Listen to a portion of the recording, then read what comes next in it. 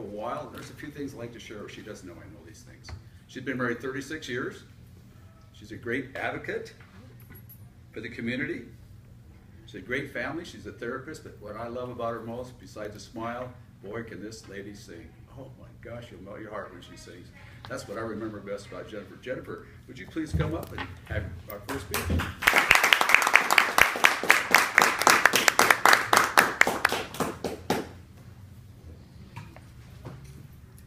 Good morning, fellow Toastmasters and honored guests. My topic today is child sex trafficking. For many people, for some, the perception of child sex trafficking is in other countries. Often it's third world countries. A year ago, I was in a conference and became thoroughly discombobulated when I learned about child sex trafficking here in the United States, only to come home and go to a meeting where it was discussed about child sex trafficking here in Pierce County. The numbers of our children who are being sex trafficked. We often think on sex trafficking in another term as prostitution. When we see young girls on the streets, we think they're fast. We think they're loose. But often they've been chosen. Sex trafficking does not have a social economic bracket. It does not have a race. It does not have a religion, but it does have a culture. It's a culture of our children who have been groomed, who have been chosen because someone has picked something up on them, where they can pick up on that weakness and gain information to be given to someone who meets the needs of that child. As a marriage and family therapist and a chemical dependency counselor, I think one of the reasons I became so discombobulated when I was hearing about sex trafficking in America was I began to visualize my clients. I visualized a 14-year-old that was a runaway numerous times, that told me she wanted to be with this man and woman in their 20s. It was her choice. She told me of having sex with multiple men in the back seat of the car. I didn't know about sex trafficking, but I knew something was wrong.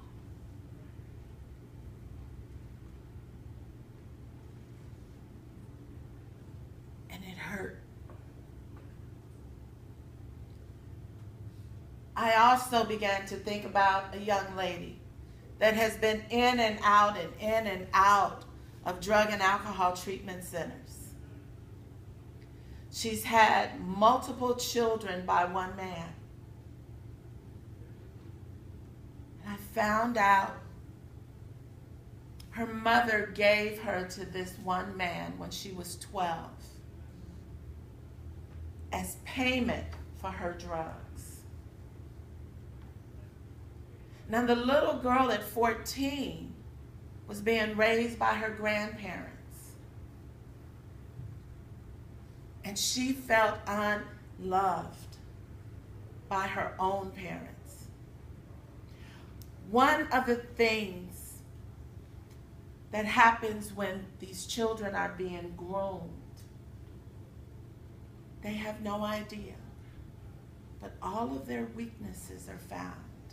Once they're pulled in and they realize what they're involved in and they want to get out, they can't. You may ask why. Because they've learned enough about them to know what is important to them. Their families are threatened. They will kill a sibling, kill a parent. They will be beaten and tortured themselves. They're allowed to watch as other girls are beaten and tortured. I'm asking, when you see these young ladies on the streets, don't just assume they're there because they choose to be. Because oftentimes they're not, but they've been brainwashed. And when they go to court or they go to jail for prostitution, they say, I'm where I want to be. I want to do this. Because they've been brainwashed. Because they've been chosen. Because they've been prepped. Because they're afraid. Ladies and gentlemen, it is so prevalent along the I-5 corridor that I cannot stay quiet. We have to tell parents, we have to tell teachers, foster parents, anyone who has anything to do with children, that the targeted age is 9 to 17. And they will go and have gone to 5 and 7-year-olds. It is good money, lots of money.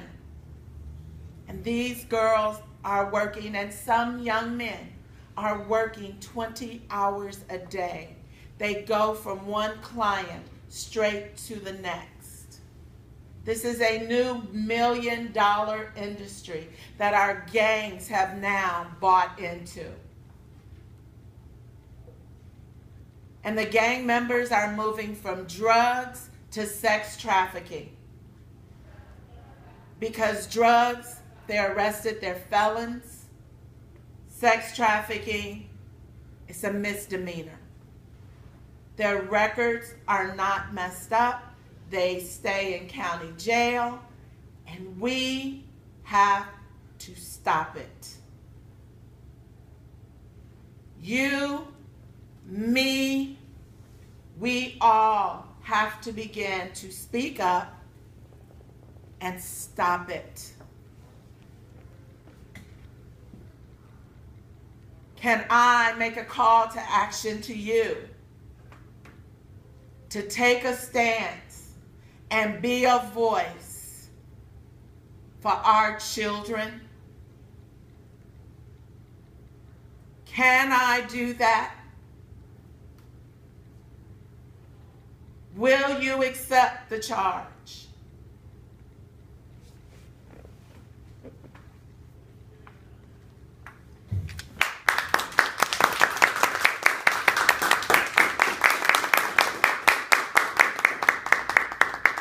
Thank you very much, Jennifer.